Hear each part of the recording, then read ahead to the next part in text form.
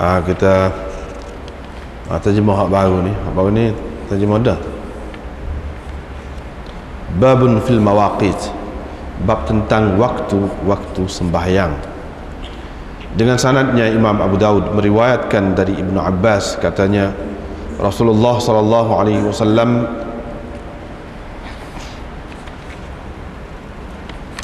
bersabda, Jibril telah menjadi imam kepadaku dekat Baitillah 2 kali. Beliau bersembahyang zuhur dengan aku ketika matahari telah tergelincir dan bayangnya telah pun ada kadar sepanjang tali kasut. Dan beliau bersembahyang asar denganku ketika mana bayangnya ataupun bayang seseorang itu telah menjadi sama panjang dengannya. Dan beliau bersembahyang maghrib denganku ketika mana orang yang berpuasa berbuka puasa. Beliau bersembahyang isya denganku ketika telah lenyap syafaq, dan bersembahyang fajar denganku ketika mana telah haram makanan dan minuman kepada orang yang berpuasa. Pada keesokannya beliau bersembahyang denganku zuhur ketika bayangnya ataupun bayang seseorang menjadi sama panjang dengan dirinya.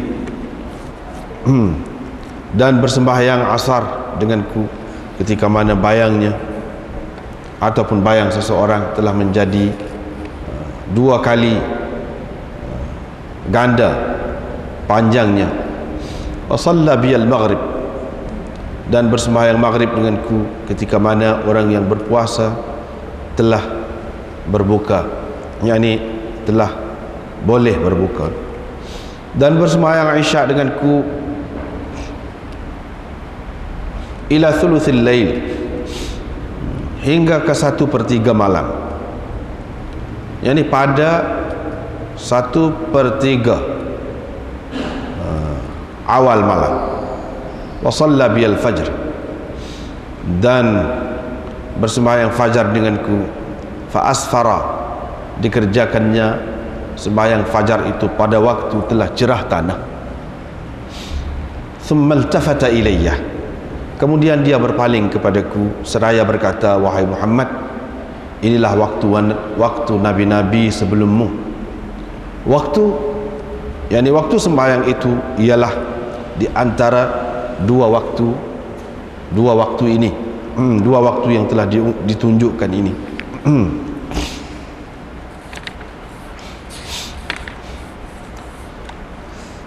Seterusnya Imam Abu Daud meriwayatkan dari Ibnu Syihab bahwa Umar bin Abdul Aziz pernah duduk di atas mimbar, fa akhara al-'asra syai'an, dengan melewatkan sedikit sembahyang asar. Maka Urwah bin Az-Zubair berkata kepadanya, ketahuilah sesungguhnya Jibril alaihi salam telah memberitahu kepada Muhammad sallallahu alaihi wasallam tentang waktu sembahyang. Umar pun berkata kepadanya, ketahuilah apa yang engkau cakapkan itu.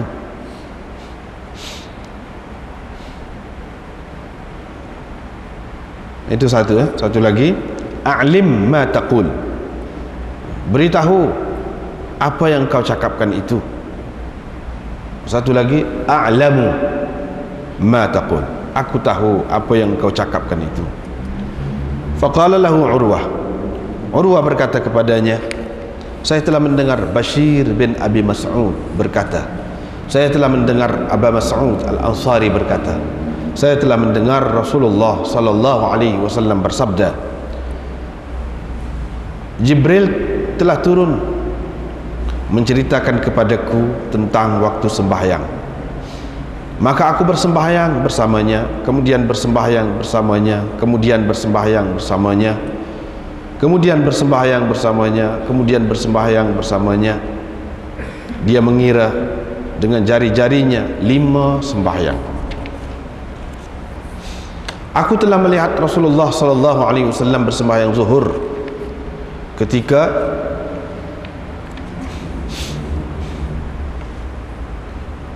matahari tergelincir. Kadang-kadang baginda mentakhirkannya ketika panas kuat, ketika sangat panas. Wa ra'aituhu yusalli al-'asr, dan aku melihat baginda bersembahyang asar ketika matahari masih tinggi dan cerah putih, sebelum dimasuki oleh warna kuning, sebelum kekuningan warnanya. Fayansarifur rajul, ketika itu seseorang selesai bersembahyang lalu pergi ke Dzul Hulaifah, lalu pergi dan sampai ke Dzul Hulaifah sebelum jatuh matahari. Dan baginda bersembahyang maghrib ketika matahari telah jatuh, dan bersembahyang isya ketika telah pun gelap ufuk. Kadang-kadang baginda mentakhirkannya sampai orang ramai berkumpul. Baginda bersembahyang subuh 1 kali pada waktu ghalas, yakni waktu masih gelap di awal subuh. Kemudian bersembahyang pada kali yang lain pula pada waktu cerah tanah. Kemudian sembahyang baginda selepas itu ialah pada waktu ghalas, pada waktu di awal waktu subuh sampai mati. Walam ya'ud ila an yusfira, baginda tidak lagi kembali mengerjakan sembahyang pada waktu isfar itu, yakni pada waktu cerah tanah.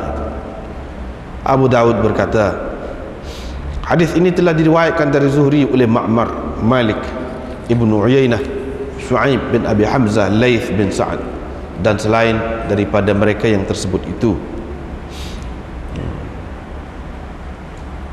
Tetapi mereka tidak ada menyebutkan waktu yang mana Nabi SAW bersembahyang padanya, dan mereka tidak mentafsirkannya.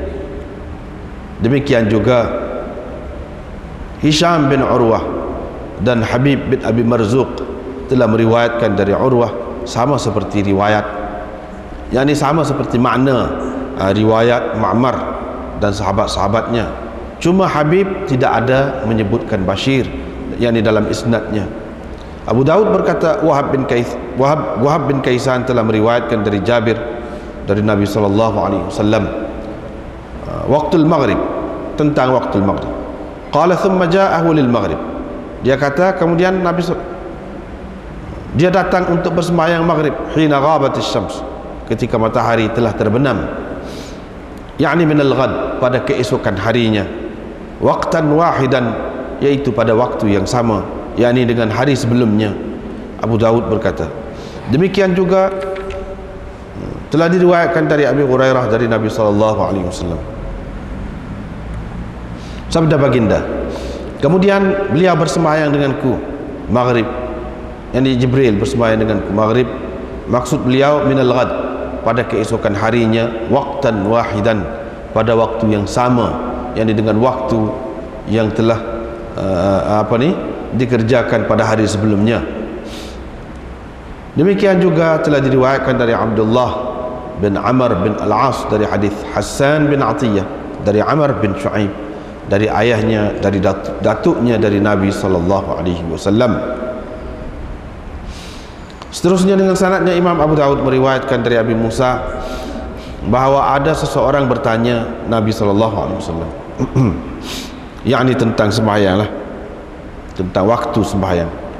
Tetapi Nabi SAW tidak menjawab apa-apa, tidak memberi apa-apa jawapan kepadanya, sampai baginda menyuruh Bilal mengiqamatkan untuk sembahyang fajar ketika mana fajar telah pun terbit. Maka baginda bersembahyang ketika mana seseorang tidak mengenal muka kawannya, ataupun ketika seseorang tidak mengenal orang yang berada di sebelahnya. Kemudian baginda menyuruh Bilal mengiqamatkan untuk sembahyang zuhur ketika telah tergelincir matahari, sehingga orang yang berkata intasafan nahar, telah tengah hari.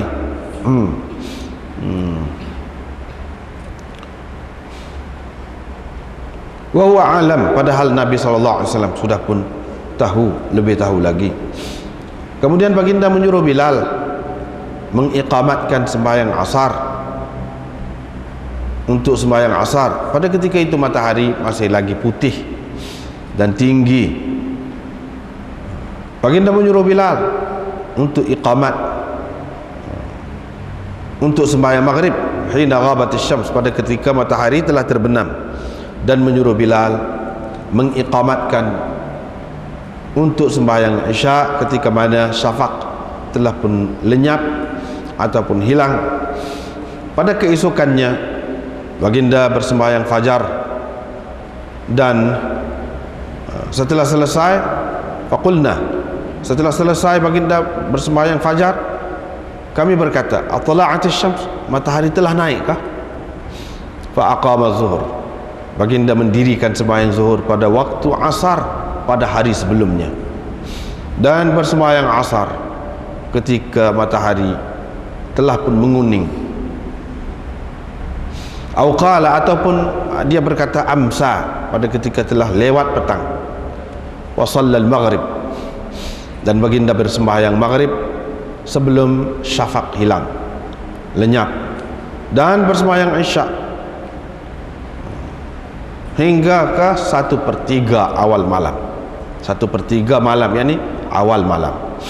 Kemudian baginda bertanya, aina sa'il, di manakah orang yang bertanya tentang waktu sembahyang? Ini 2 hari lalu. Waktu sembahyang ialah di antara 2 waktu ini.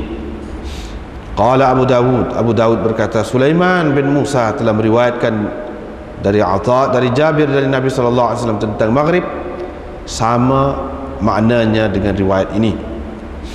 Qala, dia berkata, kemudian baginda bersembahyang isya. Qala ba'duhum, sebahagian mereka mengatakan hingga ke 1/3 malam, sementara sebahagian yang lain mengatakan hingga ke separuh malam. Demikian juga diriwayatkan oleh Buraidah dari ayahnya dari Nabi SAW. Dengan sanadnya Imam Abu Dawud meriwayatkan dari Abdullah bin Amr dari Nabi SAW bahwa baginda bersabda, waktu zuhur ialah selagi belum masuk waktu asar. Waktu asar selagi matahari tidak menguning. Waktu maghrib selagi tidak hilang syafaq. Dan waktu isya hingga ke separuh malam. Waktu sembahyang subuh yaitu selagi matahari tidak naik, belum naik. Habislah sekat. Kemudian dia bincangkan satu-satu pula. Satu-satu. Kita tengok dulu Hak Barun ni. Pasal Barun ni tak dah semua tu. Sebahagian saja dah bincang. Iaitu hadis tentang seorang mari kepada Rasulullah daripada penduduk Najd, yang mana rambut dia tu bergereseng, suaranya kedengaran, dengung suaranya kedengaran, tetapi tidak dapat difahami apa yang diucapkannya. Sehinggalah dia sampai dekat, rupa-rupanya dia bertanya tentang Islam. Nabi SAW menceritakan 5 sembahyang dalam sehari semalam. Dia berkata, hal alayya ghairuhunna? Qala la illa an tatawwa, tidak ada kecuali yang sunat. Hak wajib tak ada dah hak lain sembahyang ni selain daripada hak 5 waktu. La, Nabi SAW kata tidak ada kecuali kalau engkau mengerjakan sembahyang sunat.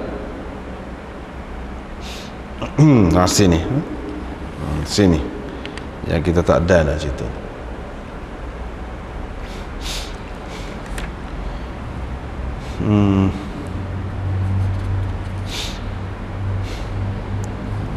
Dia ada lagi Sembahyang yang wajib ni dia masih ada lagi khilaf.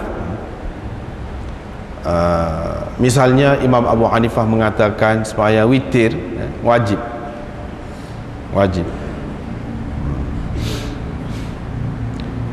Begitu juga sembahyang 2 hari raya wajib. Imam Ibn Taymiyah pun kata lagu tu juga wajib. Dan ramai lagi yang lain.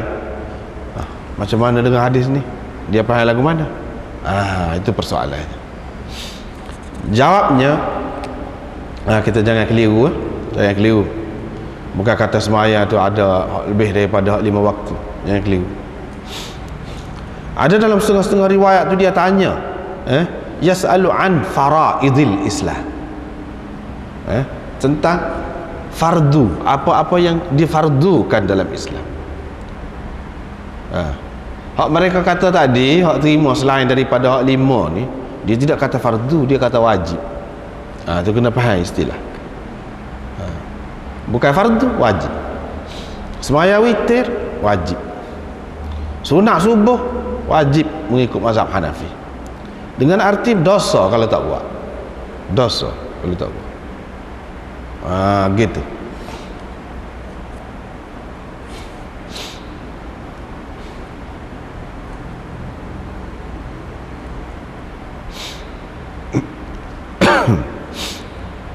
Begitu juga sembahyang hari raya bagi orang yang mengatakan wajib, dia kata wajib bukan fardu. Adapun fardu tak ada khilaf. Tak ada khilaf. 5 waktu, 5 sembahyang di dalam sehari semalam, itu hak fardu.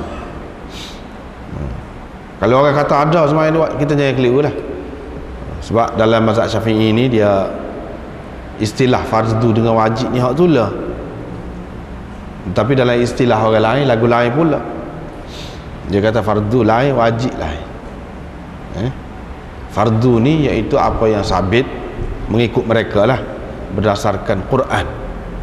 Itu fardu, berdasarkan Quran. Wajib ini iaitu apa yang sabit berdasarkan hadis. Berdasarkan hadis. Yang ni Nabi SAW tak ajar tinggal benda tu. Maka jadilah wajib mengikut mereka lah. Zahir hadis ini menyokong pendapat jumhur ulama yang mengatakan bahawa sembahyang fardu atau wajib tidak ada selain daripada hak 5 tu. Tidak ada selain daripada hak 5. Sebab apa? Bila orang itu kata adakah alayya ghairuhunna, hak wajib atas saya selain daripada hak tu, Nabi SAW kata tidak ada, kecuali engkau melakukan yang sunat. Hak adanya sunat, hak adanya sunat lah selain daripada tu. Ada sembahyang ni, bukan tak ada sembahyang ni, tapi ada, tapi hak sunat lah. Sunat lah sembahyang hak lain. Satu makna. Satu lagi maknanya la illa an tatawwa. Tidak ada wajib kecuali kalau engkau mengerjakan sunat, hak sunat, maka wajib engkau menyempurnakannya. Selagi tak buat sunat, tapi apabila buat, maka dia tidak jadi sunat. Kita wajib menyempurnakannya. Itu mengikut pendapat Imam Malik dan Imam Abu Hanifah. Hak sunat kalau kita sudah buat, sembahyang sunat, puasa sunat dan sebagainya lah, hak lain-lain lagi hak sunat-sunat. Tapi bila kita sudah mula buat, tak boleh nak berhenti main-main, mudah-mudah tak boleh. Kita kena berhabis, wajib berhabis. Kalau berhenti, kena qada. Hak tu wajib qada. Tak qada dosa bagi mereka. Sebab apa dia pegang daripada hadis ni lah? Adakah yang wajib ke atas saya selain daripada hak tu? Tak ada. Nabi kata kecuali kalau engkau mengerjakan yang sunat. Apabila engkau mengerjakan yang sunat, maka jadi wajib. Dia pahasin hak ni juga, maka jadi wajib. Hak sunat sana ni, yang ni wajib menyempurnakan. Sebelum buat tu memang sunat. Kalau kita tak buat, tak apa. Tak puasa, tak apa, hak sunat tu. Tapi kalau dah kita puasa, tak boleh, kita kena sempurnakan. Sebab apa? Dia berpegang dengan ayat firman Allah Subhanahu wa taala, ya ayyuhalladzina amanu la tubtilu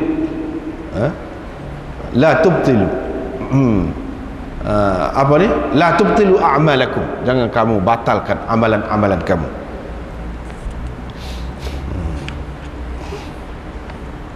La tubtilu a'malakum, jangan kamu batalkan amalan-amalan kamu. Dia pegang dengan itulah.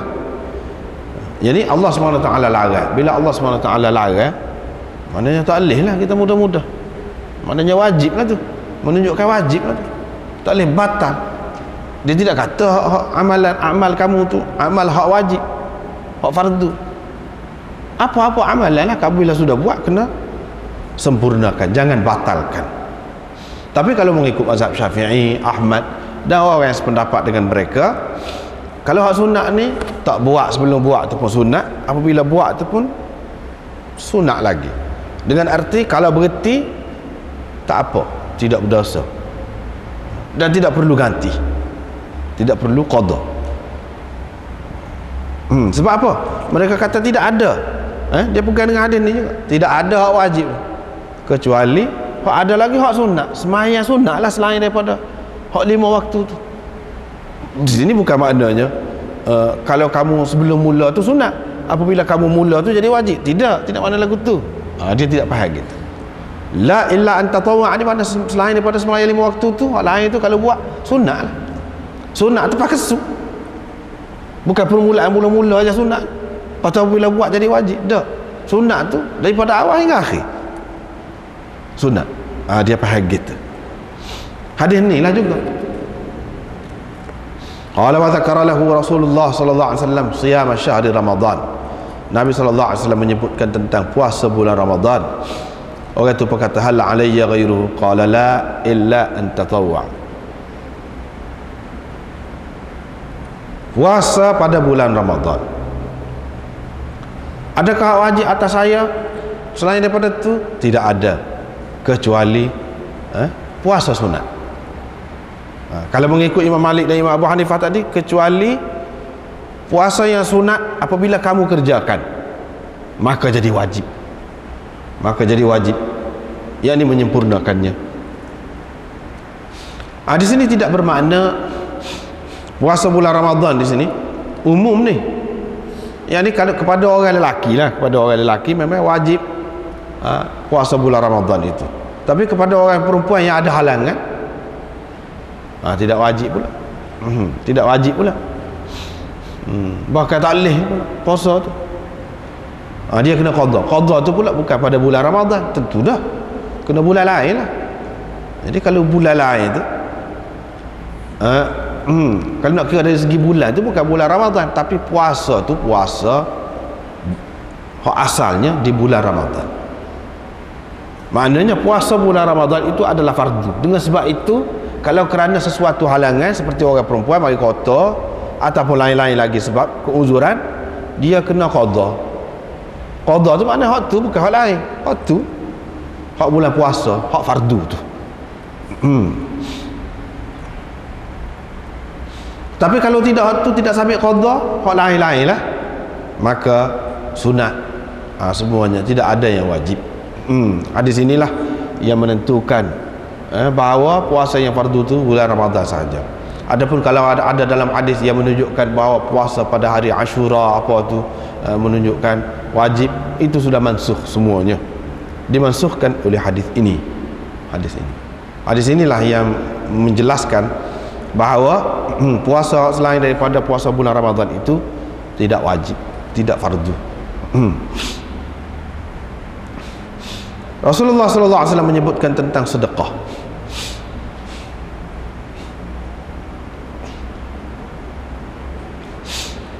Sedekah.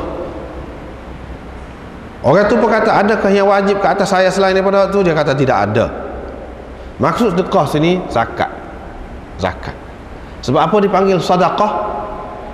Sebab ini tanda, ini bukti yang menunjukkan kebenaran iman kita kepada Allah Subhanahu wa taala. Sedekah makna benar. Sedekah daripada hak itulah. Ini perbuatan kita mengeluarkan zakat itu adalah membuktikan kebenaran iman kita kepada Allah Subhanahu wa taala. dan Allah SWT suruh keluar zakat, kita keluar. Mana kita membenarkan perintah dia. Sebab itu dikatakan sedekah.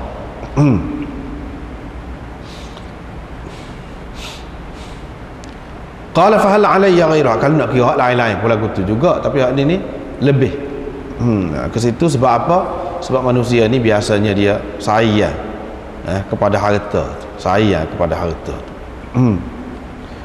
Mana mengikut tabiat semula jadi dia tu, manusia ni sayang kepada harta. Jadi untuk membuktikan kebenaran iman dia tu, Allah SWT suruh dia bagi sebahagian daripada duit dia ataupun harta dia sebagai tanda kebenaran iman dia. Sebab orang biasanya payah buat ni, kalau semaya tak habis pitih. Dia kata ada kau lain? Tidak ada, kecuali kalau buat hak sunat. Kalau buat hak sunat. Di sini pun tidak dipakai secara umum begini.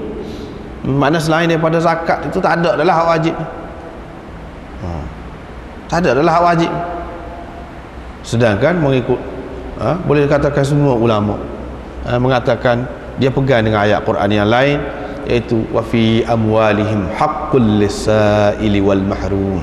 Ayat itu, pada harta mereka ada lagi hak kepada orang yang meminta dan orang yang malang.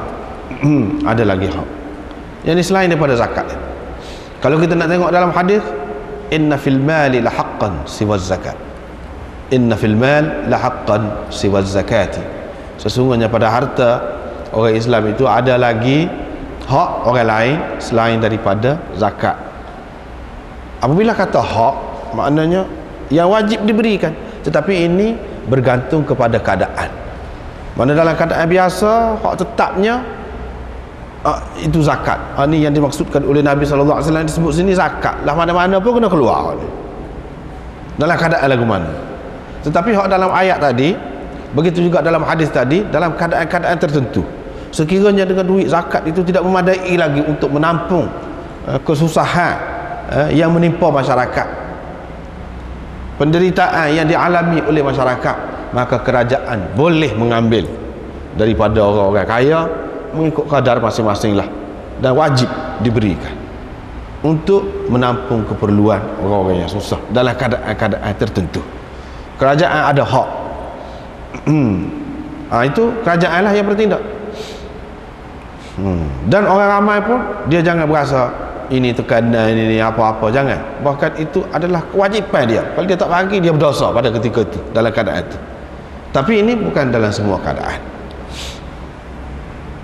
Qala la illa an tatawwa', kecuali dalam keadaan biasa ni, kalau kita buat hak sunat lah, bagi sedekah lain-lain itu sunat. Qala fa adbara ar-rajulu, orang itu pun berpaling belakang, pergi sambil berkata, wallahi la azidu ala hadha wala anqus, demi Allah aku tidak akan menambahkan daripada ini dan tidak akan menguranginya. Maka Rasulullah SAW bersabda, aflaha in sadaqa, berjayalah dia kalau dia benar. Dalam riwayat satu lagi ada disebut kat bawah tu, berjayalah dia demi ayahnya jika dia benar, dia pasti masuk syurga demi ayahnya jika dia benar. Di situ. Mana orang itu kata, saya tidak akan menambahkan daripada hak ni. Baru ni kita sudah sebut dah, ulas sekali lagi lah.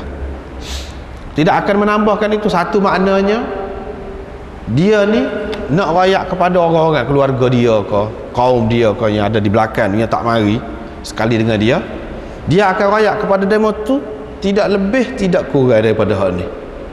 Seperti mana Nabi SAW rayak lagu ni lah dia akan sampaikan. Yang ni seolah-olahnya dia nak menyatakan bahawa dia adalah pemegang amanah. Dia pemegang amanah, dia akan buat gitulah, akan menyampaikan setakat itu, tidak lebih tidak kurang. Satu maknanya. Satu lagi, la azidu ala hadha wala anqus, saya tidak akan melebihkan ala hadha wala anqus, saya tidak akan melebihkan daripada fardu yang disebutkan ini dan tidak akan mengurangkan fardu ini.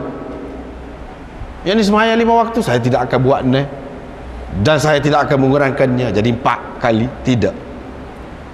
Saya tidak akan buat lagu, kata lagu tu.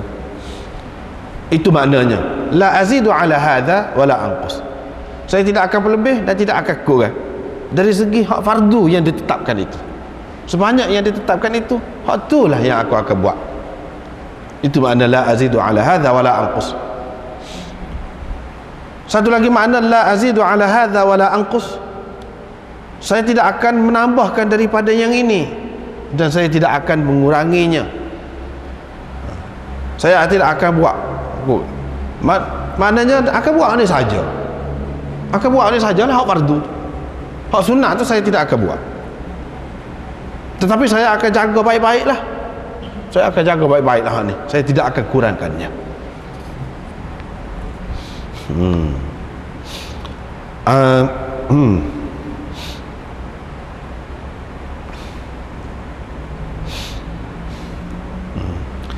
Mengikut pendapat yang akhir saat ni, kalau kita kata maksud dia tidak akan menambahkan daripada hal ni dan tidak akan kurang, mana dia akan buat sebanyak itu, selebih daripada itu dia tidak akan buat.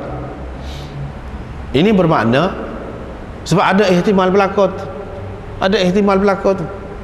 Mana Nabi SAW boleh kita kira tahulah orang ni mungkin faham macam ni, mungkin faham macam ni, mungkin faham macam ni, daripada dia kata la azidu ala hadha wala anqus. Sebab Nabi SAW tak tanya apa maksudmu la azidu ala hadha wala anqus. Bila dia tidak tanya juga, boleh jadilah mari dalam fikir orang itu macam-macam, boleh jadi. Mana dia elok, bila dia elok tu menunjukkan boleh lah tu. Mana kalau seseorang tu sembahyang hak fardu saja, dia buat hak fardu saja, dia tak buat hak sunat, oh tak apa.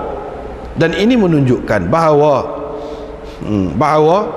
meninggalkan yang sunat itu tidak berdosa. Sekiranya ada dosa, tentu Nabi SAW minta dia berjelas apa maksud dia. Apa maksud dia? Mana kalau tak saya buat sunat langsung, berdosa tak boleh, ada juga kena buat. Dia mesti tanya. Bila dia tidak tanya, tidak minta penjelasan apa maksud dia dengan katanya la azidu ala hadha wala anqus, itu mana Nabi SAW kira-kiranya benarkan. Kalau lagu tu pun boleh juga. Mana kalau tak buat sunat langsung pun tak apa. Tetapi molekah mana seseorang itu bersumpah untuk tidak buat hak sunat? Molekah? Ini dia bersumpah wallahi la azidu ala hadha wala anqus. Jadi kalau kita mengikut makna yang ketiga tadi, mengikut makna yang ketiga, maknanya orang ini bersumpah untuk tidak mahu buat hak sunat. Sedangkan ini adalah suatu yang makruh. Bersumpah untuk tidak buat hak sunat, suatu yang makruh paling tidaknya.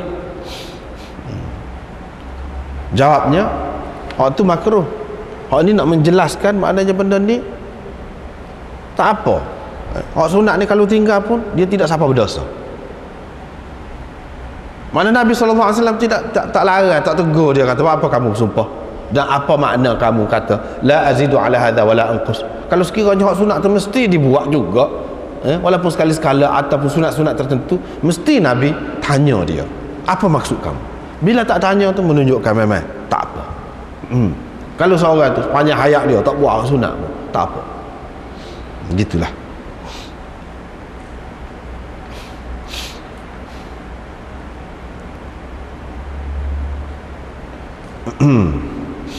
Itu makna yang ketiga. Makna yang keempat, la azidu ala hadha wala anqusu, saya tidak akan menambahkan daripada yang ini, daripada setakat yang disebutkan, dan tidak akan mengurangkan daripada setakat yang disebutkan. Maknanya di cerita ni aku akan buat dengan sebaik-baiknya, dengan sempurna. Tetapi kalau ada lagi kewajipan yang lain, hak lain pula mari, hukum mari pula wajib, aku bukan makna tak terima juga. Hak ni nak buat molek hak ni. Itu maksud dia. La azidu ala hadha wala anqus, maknanya aku akan menyempurnakannya dengan sebaik-baiknya. Tetapi tidak bermakna kalau ada lagi perintah Allah SWT yang datang, hak lain, hak wajib lagi, seperti di sini tak ada sebut haji ke apa tu. Kalau mari pula perintah hak wajib, fardu haji, mana saya akan buat lagi. Ini tidak bermakna dia menafikan kalau hak akan datang dia tak akan buat. Dan Nabi SAW benar ke dia seorang ni, kalau fardu lain mari pun dia setakat ni yang buat. Tidak bermakna begitu, jangan kita faham gitu. Bahkan orang ni pun seperti orang lain juga, apabila mari fardu hak lain kena juga atas dia. Begitu juga kalau hak mana-mana sudah fardu, jika dimansuhkan maka dia pun ikut juga. Itu makna kurang. Asalnya kena buat, lepas tu tidak kena buat, mana alah kurang, mana dia akan turut juga. Cuma setakat mana yang telah disebutkan itu, aku akan menyempurnakannya dengan sebaik-baiknya. Itu makna la azidu ala hadha wa la anqus. Sebab itu Nabi SAW tak kata apa, dia tahu dah. Orang ni orang Islam molek, bila orang Islam molek mari perintah lain dia akan turut pula. Tapi setakat ni dia kata gitu. Maknanya di sini hadis ini menunjukkan bahawa kalau orang tu beriltizam, mengikat diri dia dengan sesuatu hukum setakat yang ada tu. Di zaman Nabi SAW, hak sampai kepada dia sekat tu, dia buat hak tu. Lepas tu katakanlah dia mati. Sedangkan lepas pada tu turun lagi hukum-hukum yang lain. Adakah iman dia tidak sempurna? Jawabnya sempurna. Dakhalal jannah juga. Tidak kata hak buat Islam semua sekali baru masuk syurga. Tidak. Hak buat sebelum turun banyak perkara hukum tu, asalkan dia pegang kemah hak sudah turun dah tu, sudah masuk syurga dah. Tidak kata masuk syurganya kurang kau pula daripada orang lain, misalnya daripada kita ni yang buat segala-galanya hak fardu, sedangkan sahabat-sahabat banyak hak difardukan kemudian dia tak ada buat pun mati sebelum pada tu. Macam mana hukumnya? Jadi apakah dia kurang? Apakah dia tidak masuk syurga? Hadis ini menjawab, kalau seseorang itu pegang dengan apa yang telah wajib ke atas dia pada masa tu, dia masuk syurga. Dia pegang dengan apa yang telah wajib ke atas dia pada masa tu. Ini berkenaan dengan sahabat ni, berkenaan dengan kita pula begitu juga. Berkenaan dengan kita, kita yakin haji itu wajib, fardu haji itu, tapi kita tak buat haji sebab kita tak ada pitih. Kita tak ada pitih. Puasa kita buat, sembahyang kita buat, lepas tu kalau mati kurang kah? Tidak kurang. Sebab apa? I'tikad kita fardu, cuma kita tidak buat.